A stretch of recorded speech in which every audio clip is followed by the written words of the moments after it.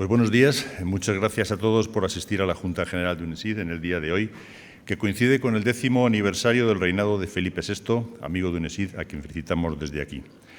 Señor Ministro de Industria y Turismo, autoridades, colegas de nuestra industria y amigos que nos acompañáis en este acto. En primer lugar, querido Ministro, quiero agradecerte que nos honres con tu presencia en el acto de celebración de nuestra Junta General, que es la Junta número 56. Pues no en vano somos una de las asociaciones más antiguas de nuestro país.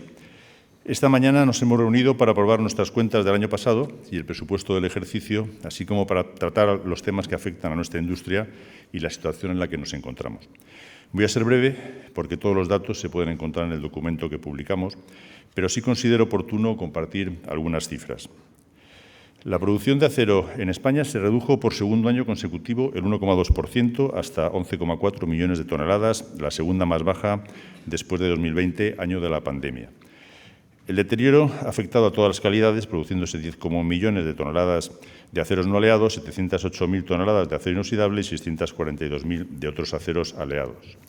Las entregas de las fábricas españolas al mercado sufrieron aún más, afectadas por la debilidad del mercado europeo, experimentando una bajada del 3% hasta 11,6 millones de toneladas, la segunda cifra más baja desde 2009. Asimismo, las entregas al mercado español disminuyeron un 1,3% hasta 6,4 millones de toneladas, casi el mismo volumen que en 2020 en pleno confinamiento. La demanda española de acero, por el contrario, ha registrado un ligero incremento del 1,2% hasta 12,6 millones de toneladas, con un repunte de los proveedores exteriores. En total se han importado 10,1 millones de toneladas en 2023, lo que supone un ascenso del 3,3%.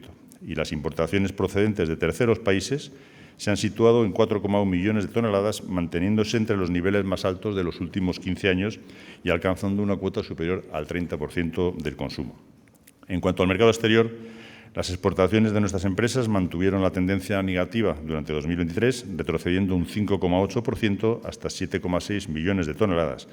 Y este descenso se debe a la contracción del mercado europeo, pero también a la reducción del volumen destinado a países terceros, que ha quedado en 2,1 millones de toneladas, uno de los más bajos de nuestra serie histórica. Como resultado de ello, el saldo comercial del sector registró un déficit de 520 millones de euros, el primer déficit en 15 años, equivalente a 2,5 millones de toneladas.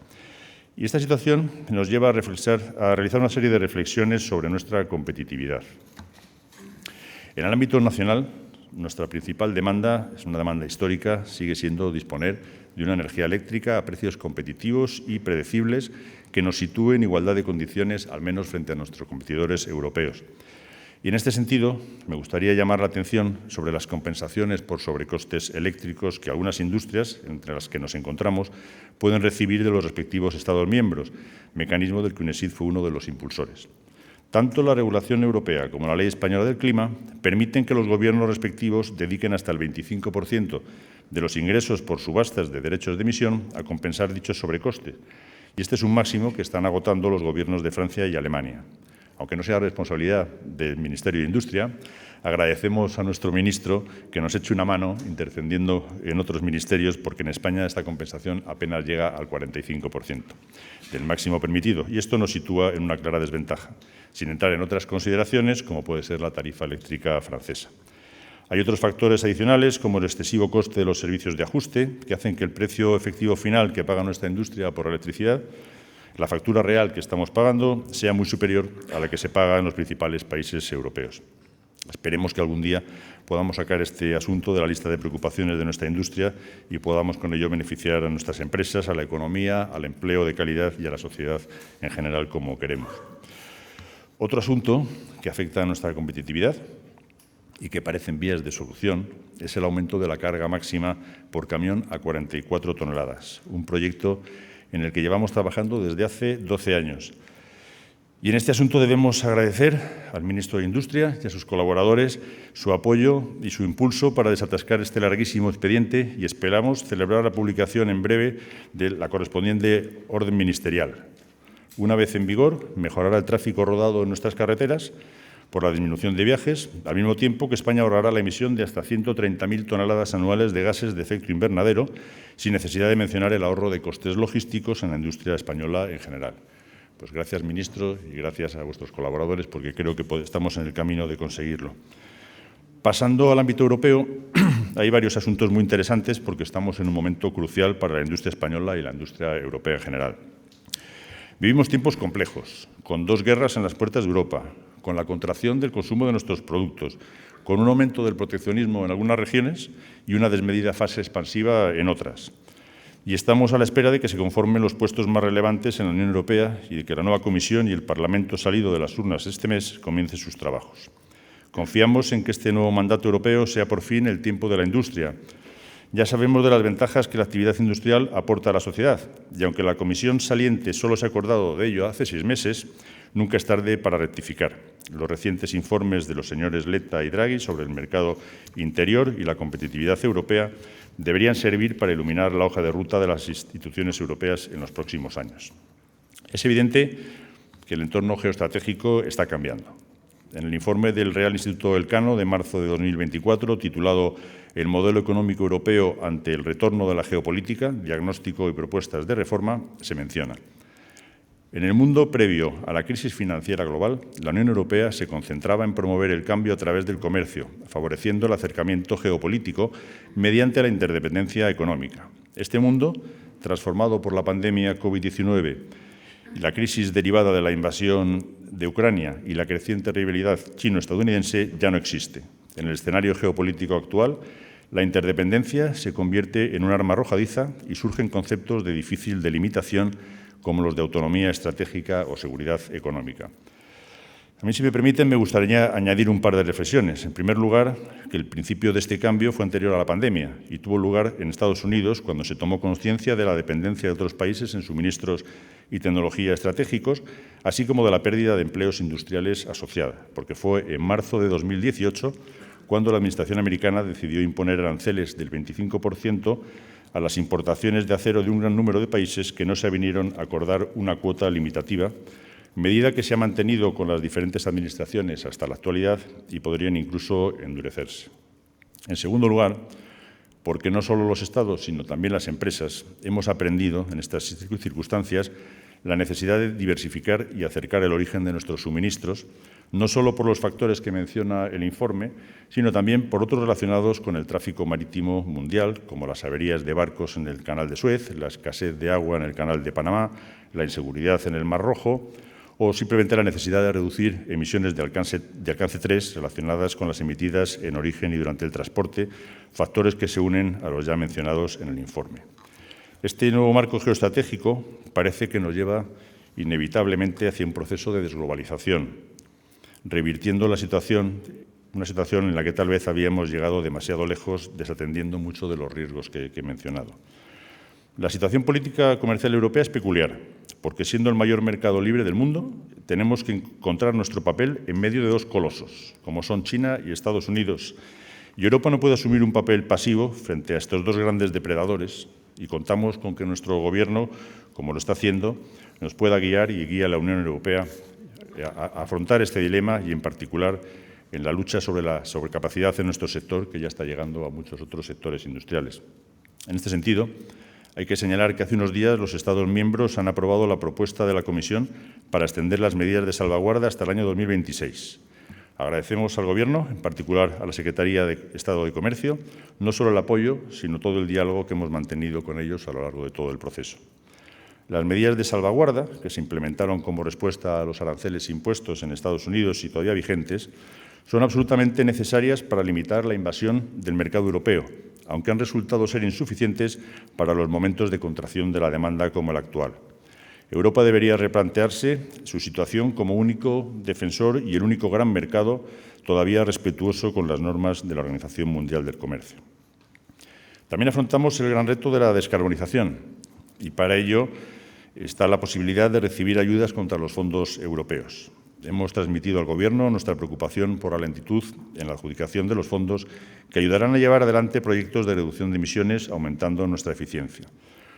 Aunque no podemos esperar milagros, las tecnologías necesarias para lograr la neutralidad no son económicamente viables a día de hoy y una subvención por sí misma no convierte un mal proyecto en uno bueno. Lo relevante es disponer de un marco regulatorio y normativo que permita a las empresas desarrollar su actividad en condiciones de competitividad interior y exterior, porque no olvidemos que competimos con empresas situadas fuera de nuestras fronteras europeas y no podemos dejar que todos los esfuerzos que hacemos las industrias españolas y europeas den como fruto la decadencia de nuestra industria y la sustitución de nuestros productos por productos de regiones más contaminantes con el consiguiente daño para el planeta. Junto con la descarbonización se encuentra la dificultad de lograr un producto diferenciado, el acero realmente verde. Para ello es fundamental el impulso que la política de compras públicas puede dar al proceso, como ejemplo y guía para el resto de la sociedad. De nada vale a las empresas españolas que produzcan acero en mejores condiciones ambientales, sociales y de gobernanza si los consumidores, públicos o privados, no reconocen este esfuerzo. Para terminar con una lista de retos, recordamos que desde octubre del pasado año tenemos en marcha, si bien de manera provisional, el mecanismo de ajuste en frontera del carbono, conocido por sus siglas inglesas CBAM. Este mecanismo, todavía en fase provisional, debe contribuir a igualar las condiciones entre la industria europea y los competidores de terceros países, evitando el riesgo de deslocalización, al tiempo que expande la ambición climática de la Unión Europea al resto de los países industriales. UNESID trabaja en el seguimiento de todos los desarrollos reglamentarios que debe abordar la Comisión y queremos confiar en que se detectarán y solucionarán a tiempo las dificultades del sistema, en concreto, que se alcance una solución al problema de las exportaciones de las empresas europeas. Bueno, voy llegando al final, refiriéndome a otro tipo de retos que está en nuestras manos abordar y que debemos ser las empresas quienes lideremos. Hemos tratado de ilustrarnos hoy sobre la inteligencia artificial para nuestras industrias. Yo creo que se trata de una buena herramienta que nos ayudará a avanzar en el proceso de digitalización para hacer mejores nuestros productos y más eficientes nuestros procesos. Lo menciono como reto, porque es una oportunidad para todos, para todo el mundo, y quizás nuestras empresas lo estamos asumiendo más despacio que en otras geografías. Debemos abordarlo y podemos hacerlo porque tenemos la base para ello, que es el conocimiento y la experiencia. De nada sirven las nuevas tecnologías si no se conoce la técnica de fabricación del acero y no se dispone de la experiencia necesaria en el manejo de las líneas de producción. Las personas siempre se situarán al frente de la excelencia en nuestro negocio. Nuestras empresas se empeñan en mantener el proceso de formación continua de todos los trabajadores y allí donde es posible están involucradas en la formación profesional dual. Tenemos el desafío de atraer talento, sin distinción de sexos. Tenemos el desafío de atraer a la mujer a nuestra industria, porque nuestra industria, que desde luego no es ni obsoleta ni contaminante, ofrece grandes oportunidades profesionales a los jóvenes, empleos de calidad, bien remunerados, posibilidades de desarrollo profesional no limitado a una área específica y, por qué no decirlo, la posibilidad de ascender en la cadena de responsabilidad a lo largo de la vida laboral. Hoy, y como ejemplo de mujer de acero, joven, pero con experiencia en nuestro sector, tengo el honor de anunciar el nombramiento de Carola Hermosa como nuevo director de UNESID, a quien acompañará nuestro querido Andrés durante un año como asesor del Consejo, al que debemos agradecer de momento su dedicación al plan de sucesión y a la transición ordenada, que ya llegará el momento de mayores alabanzas. No hay avance industrial sin innovación y estamos orgullosos de nuestra apuesta. En nuestra plataforma tecnológica Platea agrupamos a todos los actores de la cadena de valor del acero con el objetivo común de conseguir una industria más eficiente, competitiva y sostenible. Como una demostración palpable del compromiso de la siderurgia con la innovación, tenemos hoy con nosotros al doctor David Frometa, quien ha ganado recientemente el Premio Heredia a la mejor tesis doctoral relacionada con el acero de un investigador joven en nuestro país. Nada de esto tendría valor sin nuestra obsesión por la seguridad. Nuestras fábricas deben ser lugares seguros y sin accidentes en los que desarrollar nuestras aptitudes. Manejamos grandes masas de acero, a elevadas temperaturas y con enormes esfuerzos mecánicos, lo que solo puede ser un aliciente para ser más seguros. Si no somos seguros, no podemos ser excelentes. Desde UNESID debemos contribuir a mejorar la imagen de nuestra industria y mostrarla como realmente es. Una industria segura, dinámica, competitiva, automatizada y digitalizada, social y medioambientalmente responsable y, lo que es más importante, una industria necesaria. Cuando hablamos de inteligencia artificial, como siempre ocurre cuando hablamos de tecnologías disruptivas, caemos en discursos futuristas, inquietantes, a veces apocalípticos. Nos preguntamos que no sabemos cuáles serán las profesiones que demandará nuestra sociedad dentro de 50 años. No sabemos si existen ya o si deberán desarrollarse para adaptarse al nuevo sistema, pero sí sabemos una cosa, sí tenemos una certeza. Dentro de 50 años, el acero seguirá siendo tan necesario como lo es hoy, porque fabricamos un material insustituible y que es el paradigma de la economía circular, hecho con material reciclado, duradero y eternamente reciclable. Señor ministro, queridos colegas y amigos de la siderurgia española, quiero finalizar reafirmando el compromiso de UNESID con nuestros asociados, con la industria siderúrgica española y con la Administración, para que entre todos logremos que la sociedad española sea más próspera. Muchas gracias a todos por su asistencia hoy a nuestra Junta y en especial a nuestro ministro de Industria, a quien cedo la palabra. Muchas gracias.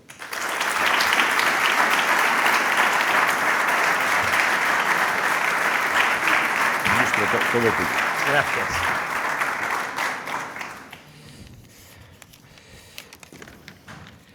Pues muchas gracias, presidente Bernardo Velázquez, de UNESID, vicepresidentes, director general Andrés Barceló, que hoy veo que se inicia un proceso de transición. Es muy importante generar buenas transiciones y yo te quiero agradecer todos los años, ¿no?, de impulso de este proyecto y, por tanto, desearte lo mejor en el presente y en el futuro. Representantes de las empresas de la siderurgia en España, queridos colaboradores del Ministerio, que tanto me han enseñado estos meses justamente sobre sectores como el vuestro. Me han enseñado y me han enseñado también a quererlo, digamos, ¿eh? Y por eso para mí es un honor estar aquí en la Junta General de UNESID, por muchos motivos.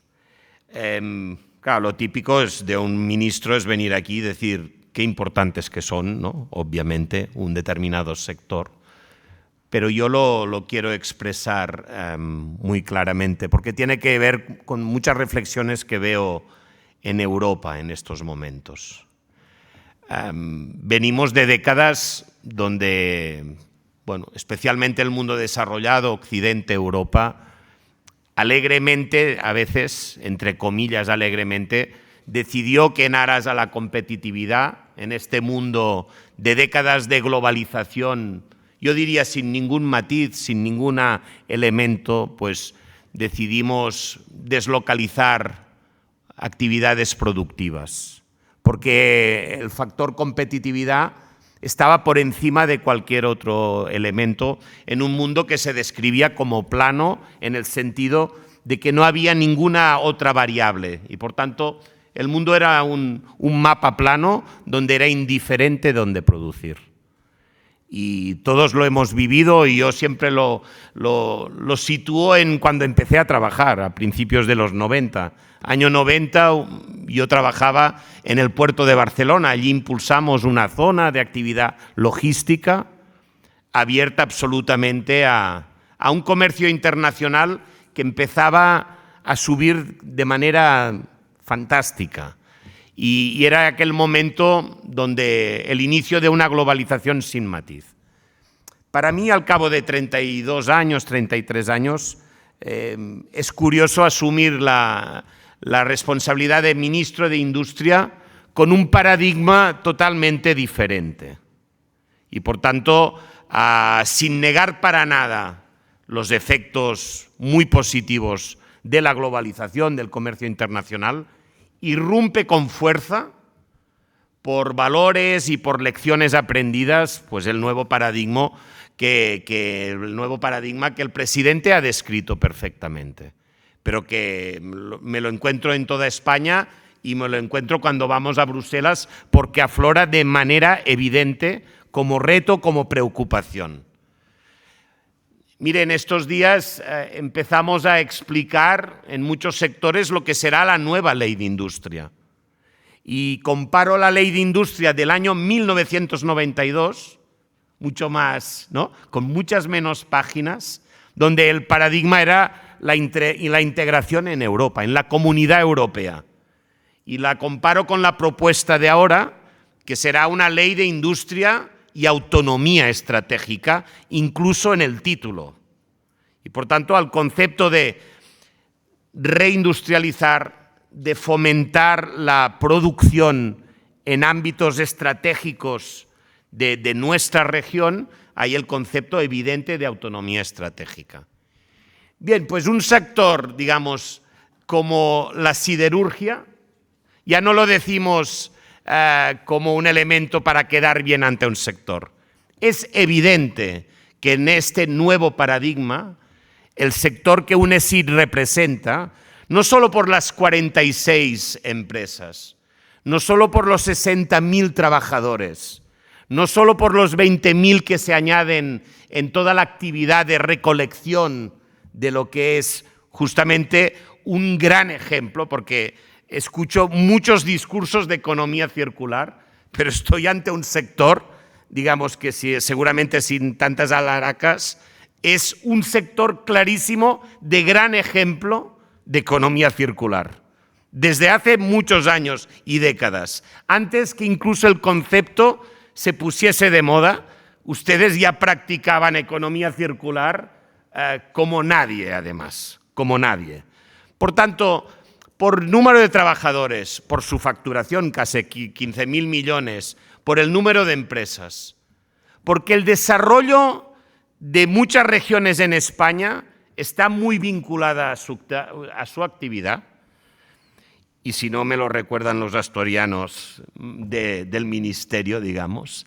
Bueno, por todas estas razones, ustedes son un sector que igual hace unas décadas se podía decir alegremente, bueno, pues que el juego de la competitividad y juegue a la reubicación de esta actividad. Y ahora yo les digo, como ministro de Industria de España, que es fundamental su presencia, su actividad, y que esté en Europa y en España. Y por tanto, lo que les vengo a expresar es que, digamos, para nosotros, sus procesos de transformación, de transición energética, de adaptación ahora se explicaba inteligencia artificial aquí, o sea, por tanto, de todo lo que representa la revolución digital, la transición energética, la transformación, es un elemento que para nosotros es estratégico y es fundamental. Y por tanto, digamos, no vengo aquí a un reconocimiento retórico, sino a expresar que su sector es fundamental para toda la estrategia que tenemos que abordar en Europa y en España. Porque la estrategia va de reindustrialización, va de relocalización de actividad manufacturera. Y claro, ustedes son importantes en sí mismos, pues que además su producto, como ha recordado el presidente, claro, si nosotros estamos invirtiendo centenares y centenares de millones en la reconversión del sector automovilístico, es porque queremos impulsar pues, el papel que tiene España en el sector automovilístico. Y evidentemente seguir siendo el segundo gran productor en Europa, la octava potencia en el mundo. Bueno, pero pues para hacer esto necesitamos muchas cosas, pero ustedes son imprescindibles. Ustedes son imprescindibles. Si yo hablo con la ministra de Vivienda, donde es evidente que España necesita impulsar la construcción de muchas nuevas viviendas en España, sencillamente porque por muchos factores hemos crecido en población, por cambios en estructura familiar, por mil y una presión, necesitamos reimpulsar la construcción. Bien, pues si necesitamos construir viviendas, ustedes son imprescindibles. Y lo digo por políticas que estamos impulsando, que necesitamos impulsar como país y que es evidente que necesitan el producto que ustedes elaboran en los diferentes formatos. Por tanto, les digo, ustedes son imprescindibles. La Europa de la autonomía estratégica, la Europa que ahora está vigilando toda la cadena de valor y, por tanto, hablamos de materiales críticos a través de una disposición europea, la Net Zero Industrial Act. Todo esto son instrumentos que forman parte nuclear de la reflexión de los retos de la Europa actual. También es verdad, en diálogo con otras fuerzas políticas, también en diálogo con otras regiones del mundo, con las que, yo también digo, no podemos caer en guerras comerciales que nos destruyan unos a otros. Pero sí que, evidentemente, Europa tiene que tomar decisiones para que podamos jugar con las mismas reglas de juego. Y es evidente que este proceso no se puede adoptar con ingenuidad. Y por tanto, para nosotros la lucha por la sostenibilidad es un valor fundamental en el que vamos a seguir trabajando, pero no puede ser, evidentemente, pasivamente perdiendo todo elemento de competitividad frente a otros países. De esto hablamos, hace 10 días recibía al ministro de Industria y Comercio de China y de esto hablábamos. Y por tanto, aquí necesitamos defender proactivamente, a través de la innovación, a través de la lucha por la competitividad, lo que es la Europa industrial, que es nuestro proyecto estratégico. Bien, reindustrialización, transformación a través de más inversión, porque necesitamos más inversión empresarial, más innovación para conseguir pues, la transición digital, la transición energética.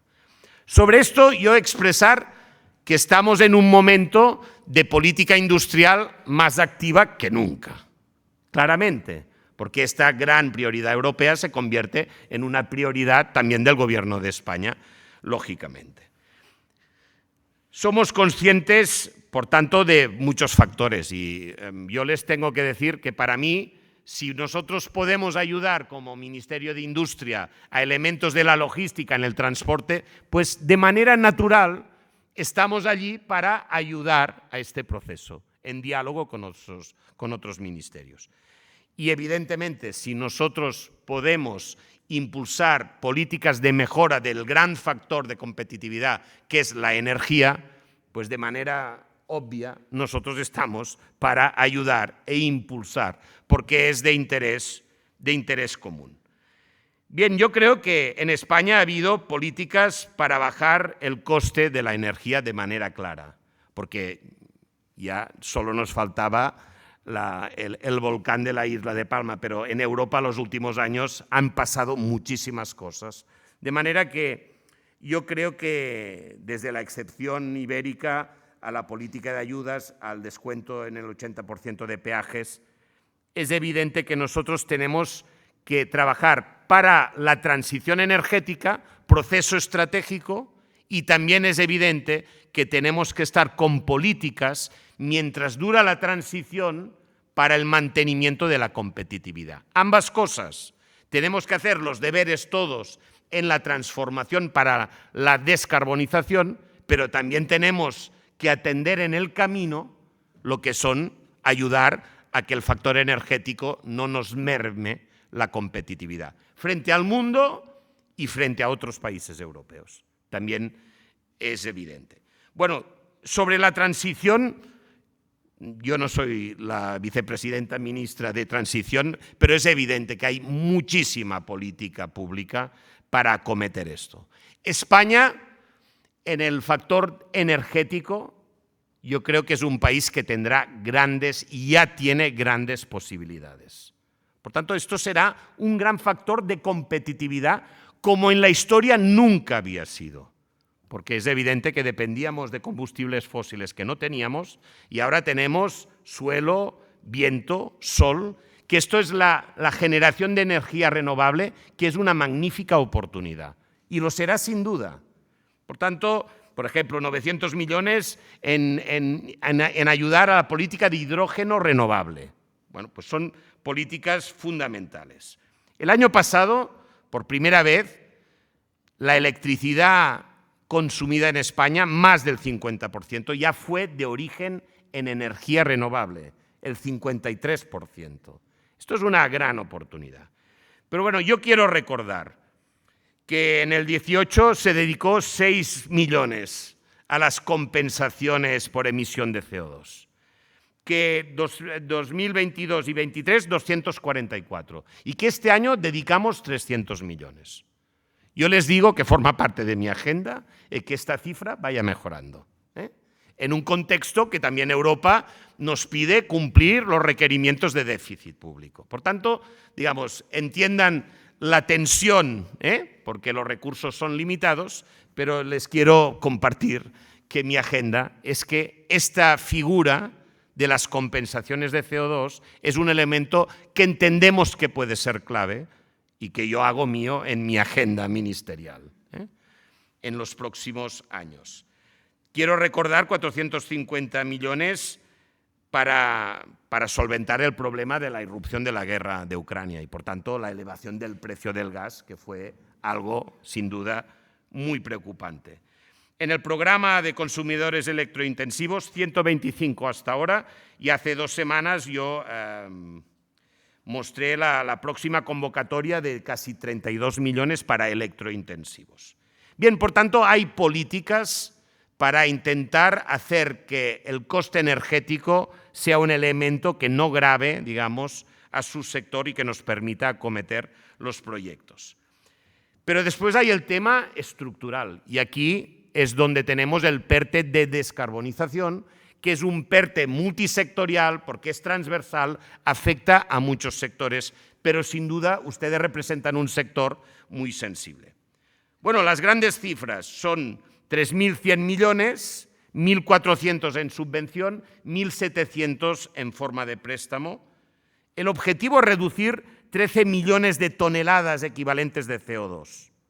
Esto es lo que tenemos también como gran objetivo, pero es verdad que además la transformación en sí mismo genera competitividad, genera también puestos de trabajo, nuevos puestos de trabajo. Este es el marco general. Hace pocas semanas anuncié las primeras resoluciones de la línea 1, 96 millones, diferentes proyectos ya asignados. Las próximas semanas, muy pocas semanas, ya daremos conocimiento de la segunda tanda de resoluciones de esta primera línea del PERTE de descarbonización. Y efectivamente, yo les tengo que expresar que ahora estamos en una primera línea que son 500 más 500, préstamos y subvención, por tanto, una primera línea de 1.000 millones. En el segundo semestre, que empezaremos pronto, habrá una segunda tanda de esta línea 1, que serán 370 millones de subvenciones y 1.000 millones en préstamos. Lo digo yo siempre porque lo explico porque el objetivo, Luis Ángel, es agotar los recursos. O sea, para mí el éxito es agotar todos los recursos. Y batallar, ojalá, si pudiésemos tener. Yo siempre digo que nuestro ministerio es un centro de costes, es decir, un centro de inversión. Es decir, que todo recurso realmente lo queremos y lo podemos aplicar. Les quiero expresar que en el segundo semestre habrá una convocatoria de la línea 4, que es para nuevas instalaciones. Y la línea 4 representará en septiembre poner, digamos, una primera línea de 140 millones, que a final de año se complementará hasta llegar a 250 millones. Por tanto, en septiembre, línea 4 del PERTE de descarbonización. Bueno, ¿qué les quiero expresar? Que hay política industrial activa, hay fondos. Para mí lo más importante es que el fondo es una ayuda a quien ha decidido transformarse. Para mí, más que la cifra de los PERTEs, es el multiplicador económico y de transformación que supone el PERTE. Porque cada euro del PERTE significa más euros de inversión privada en transformación. Bien, en definitiva, tenemos muchos retos, pero yo creo que hay el ánimo, la estrategia, las ganas de afrontarlo. En un contexto en el que ahora ya esto de alegremente decir, no, pues este sector se puede debilitar en España. Pues no, necesitamos un sector siderúrgico potente, innovador, con capacidad de afrontar los retos los próximos años y las próximas décadas. Y este es un recorrido a compartir con ustedes. Ustedes son los protagonistas, pero es evidente que caminaremos juntos con un gobierno y con una política industrial activa, como hacía décadas que no se veía. Muchas gracias.